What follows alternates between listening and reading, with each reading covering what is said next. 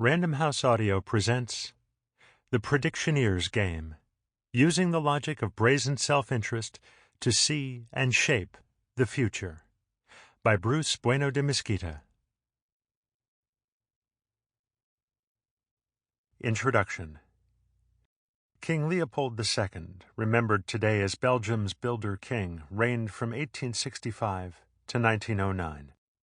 A constitutional monarch who, like many of his contemporaries, longed for the bygone days of absolute power, he was nonetheless an unusually influential and activist king who helped make Belgians free, prosperous, and secure. Belgium's good works during Leopold's reign are almost uncountable. He oversaw the expansion of political freedom with the adoption of universal male suffrage in competitive elections, putting his country on a firm footing to become a modern democracy. On the economic front, he encouraged free trade policies that guided Belgium to remarkable growth. In Little Belgium, coal production, the engine of industry in 19th century Europe, rose to such heights that it almost equaled that of France. Social policy, too, moved briskly ahead. Primary education became compulsory, and with the 1881 school law, girls were assured access to secondary education. Moreover, Leopold's policies provided greater protection for women and children than was then the norm in most of Europe. Thanks to legislation passed in 1889, children under 12 could not be put to work, and after they turned 12, their workdays were limited to 12 hours, a radical departure from the prevailing policy of the time. When the Belgian economy was racked by a major economic crisis in 1873, Leopold helped improve the lot of the poor with pro-labor reforms, including granting workers the right to strike, a right that was still hotly resisted in the United States a half-century later. He promoted truly ambitious public works projects, including massive road and railway construction designed to reduce unemployment, promote urbanization, and increase business opportunities. He was way ahead of Franklin Delano Roosevelt and Barack Obama in recognizing how to stimulate employment and economic prosperity by building up infrastructure. Leopold was a great reformer at home, a founder of Belgium's long years of peace and plenty. But then there was the Congo. Though he never set foot in Africa, Leopold also ruled over the Congo Free State for nearly a quarter of a century, 1885 to 1908. He built his personal wealth in the Congo first by extracting high-priced ivory from the region, and then by exploiting the even more lucrative rubber trade that developed there. Unlike in Belgium, there was no chef de cabinet, roughly prime minister, and no voters among the Congo's approximately 30 million people to limit what he could do. Because it was his personal property, Leopold was free to exert the absolute rule he could not have at home. His police, the force publique, became the key to governing the Congo. Their job was to extract wealth for him and for themselves by ensuring the vast exportation of rubber to meet world demand. This band of butchers was led by a small number of Europeans who kidnapped and enslaved Congolese as soldiers, who were in turn responsible for making sure that rubber quotas were met. Slave labor was the force publique's preferred mode of production, so its soldiers set about enslaving Congolese men, women, and children. Leopold's police received low salaries but could earn big commissions by meeting or exceeding their rubber quotas. Unrestricted by any law governing their conduct except, literally, the law of the jungle, and provided with a huge financial incentive through the commission system, these soldiers of sorrow, from the very bottom of the ladder to the very top, used whatever means they saw fit to meet the quotas. The incentives included not only riches for those who succeeded, but the severest punishment for those who failed, including beatings and even death. To avoid this fate, the police tortured, maimed, and often murdered those below them who threatened or could be claimed to have threatened rubber production. Rewarded for killing people allegedly engaged in anti-government activities and needing to account for every bullet they spent, soldiers quickly took to indiscriminate mutilation of innocent souls as a way to boost their counts, and thereby their fees, going so far as to chop off the right hands of women and children to provide evidence of their work on behalf of Leopold's interests. Perhaps as many as 10 million people were murdered at the hands of the force publique in their pursuit of wealth for Leopold and, of course, for themselves.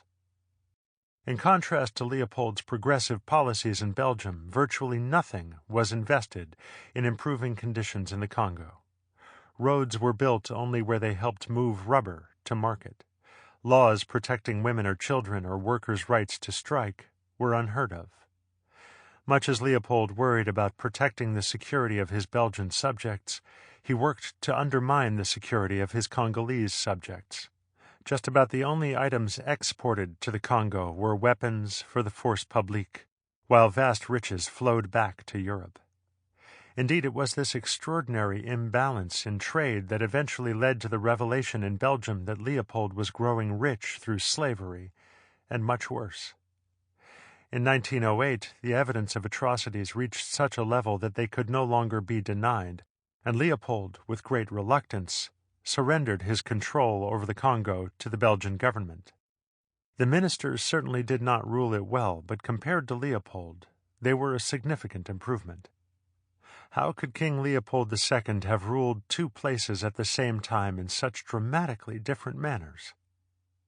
It's easy to blame Leopold's apparent split personality, a progressive in Belgium and a monster in the Congo, on some character flaw or on a diseased mind.